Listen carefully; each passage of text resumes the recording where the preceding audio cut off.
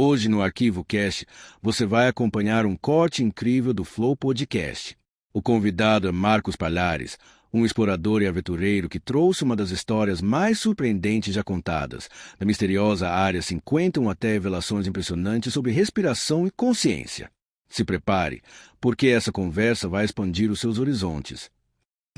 Nesse teu treinamento aí que tu fez pra chegar, tá na lista, tudo mais, pra poder se candidatar, tu teve que se envolver com a NASA, tu teve que se envolver com a Área 51, com algum bagulho assim, Da cara? Área 51, né?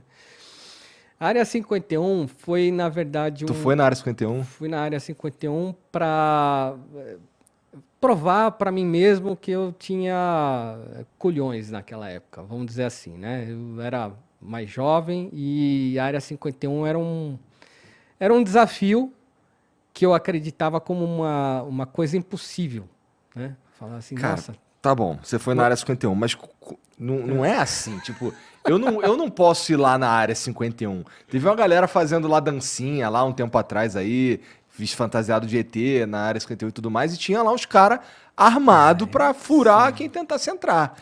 Como é que foi isso? Eu tava nos Estados Unidos quando um cara criou uma comunidade no Facebook, uma página, né, no Facebook, vamos invadir a Área 51. Isso viralizou, entrou 2 milhões de pessoas falando assim, vamos combinar o dia e a hora. Vamos fazer uma avalanche ali, entra todo mundo, né? Era mais ou menos assim. E o Trump chegou e falou assim, se vocês forem, vai tomar tiro. Falou bem assim, direto ao ponto, né? Porque é uma área militarizada, né? Não é só uma ex-base secreta, né? Porque a Área 51 já caiu em filme, já caiu em tudo, né? Tem no Indiana Jones, a Área 51. Pô. Mas era a última base secreta, né? A Área 51. E existem diversas lendas por trás da Área 51, que ali existe engenharia reversa de um disco voador. Tu já ouviu falar naquele gringo lá? Como é que é o nome dele mesmo? Eu sempre esqueço, cara. O Robert Lazar? Lazar, Bob Lazar, Bob, isso aí. O apelido é Bob. Ele é o cara que diz ele, né, que voltou de lá e ele tinha sido contratado para fazer a engenharia reversa num disco voador. Numa parada num motor antigravidade. Tá lá no assim. Netflix para você assistir Eu e você vi, olhar é muito olho ruim. no olho. Eu vi, é muito ruim. Você acreditou nele? Cara, então, ó, vou te falar. Eu vi esse documentário aí, é ruim, porque tem uns trechos assim meio... a construção do documentário é meio tosca, pra ser sincero. Mas ele fez um podcast com o Joe Rogan, que, cara, ele fala várias paradas ali que são fáceis de acreditar, vai? Então... Ele desenha a nave espacial ali, né? Não tô dizendo que eu acredito, mas eu também não tô dizendo que eu não acredito. O que você pensa? Bom, eu já falei que eu acredito em vida fora da Terra. Sim.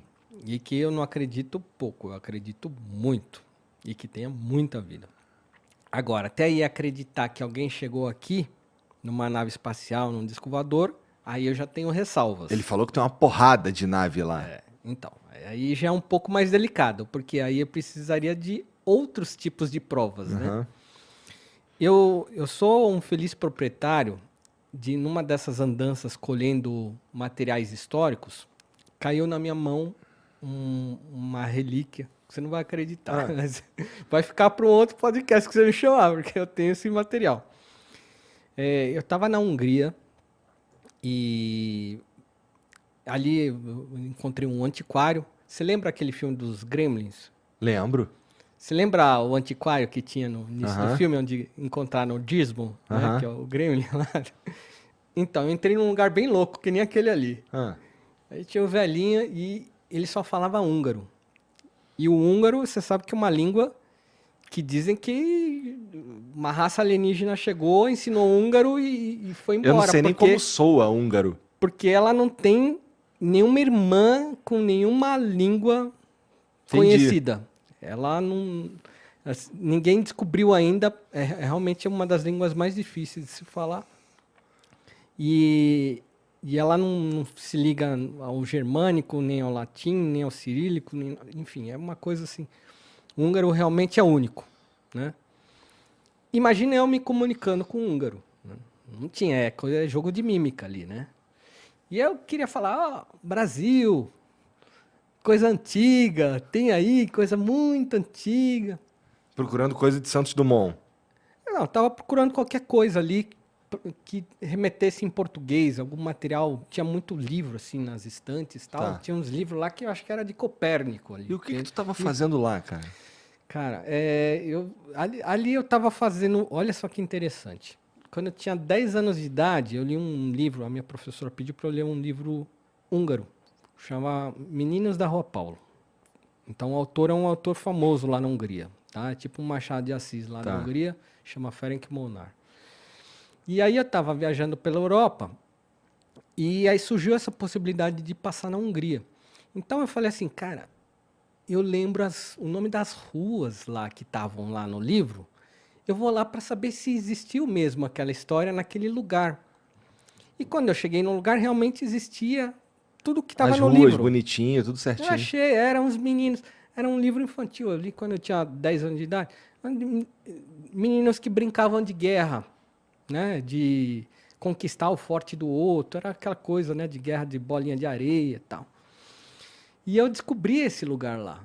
E aí eu falei, olha, aqui realmente aconteceu, a rua Ferenc Molnár, existe até a praça Ferenc Molnár, tá aqui a área baldia e tudo mais, eu quero levar alguma lembrança daqui. E aí, quando eu vi o antiquário, eu falei, antiquário, eu adoro história, eu queria pegar algum registro como uma lembrança daquele lugar. E quando eu entrei nessa loja, foi interessante, porque você tenta se comunicar em inglês, eles não entendem. Brasil, já ouvi isso alguma vez na minha vida, né? Tá. E aí ele foi lá para trás lá da loja, me deixou ali naquele momento que eu falei, o que vai acontecer agora, né? Tipo, ele me largou aqui, é para eu esperar, não é para eu esperar, não sei, né? Ficou aquela situação esquisita. E aí ele trouxe uma pastinha, se vê que era uma coisa antiga. A pastinha já era um negócio que parecia do século XV, assim, né? Toda rebuscada, com chavinhas, assim, tudo mais. E ele falou assim, Brasil, e pôs na minha mão. E aí, eu abri a pastinha, dentro tinha um folhetinho que era um jornal de Portugal impresso para o rei Dom João. Estava lá na capa, né? Era uma espécie, naquela época, o rei ele se informava por jornal, o que estava acontecendo ao redor, né, dos outros países. E aquilo estava escrito em português, mas não em bom português, porque o português de 1760 ali é um português que as letras ali se misturam. O F, na verdade, tem som de S. Então, para você ler é um pouco chato. Entendi. Você lê bem devagar aquele documento. Mas eu falei, cara, quero levar isso aqui, né? E o cara cobrou super barato. Sei lá, foi coisa assim de 20 euros o negócio. Eu falei assim, caramba, cara, que pichincha. E o cara nem sabe o que tem nesse documento. Eu sei, porque eu leio português. E eu não li na hora do que se tratava, mas eu vi que era uma coisa muito valiosa. Olha como você dá umas, né, caçadas ali, né? Então você encontra umas coisas nessa vida. Na volta do avião, que aí eu tive tempo, falei, vou dar uma lida agora naquele documento aqui, né? E eu comecei a ler, assim, meu olho arregalou, assim. Aí tinha um texto, e ele falava de aparições. Olha só o que era o documento. Ele falava assim, nesta data de 26 de maio de 1700, na Irlanda do Norte, se encontrou várias pessoas estavam a avistar o zênite, não sei, é uma linguagem toda esquisita, né? E aí eles falam assim, bolas luminosas apareceram no céu e elas refletiam como metal. Aí eu li aquilo ali e falei, como assim, bola que reflete como metal? Tem alguma coisa estranha aqui. O relato, naquela época, eles já sabiam diferenciar o que era um cometa e o que não se sabia dizer o que era. Lembrando que isso daí muito... E esse foi mais um corte aqui no Arquivo Cast. Se você curtiu essa conversa com Marcos Palhares no Flow Podcast, não esquece de deixar o like, se inscrever no canal e ativar o sininho para não perder nenhum corte. O link do vídeo original está na descrição, com todos os créditos ao Flow Podcast. Até o próximo vídeo. Tchau.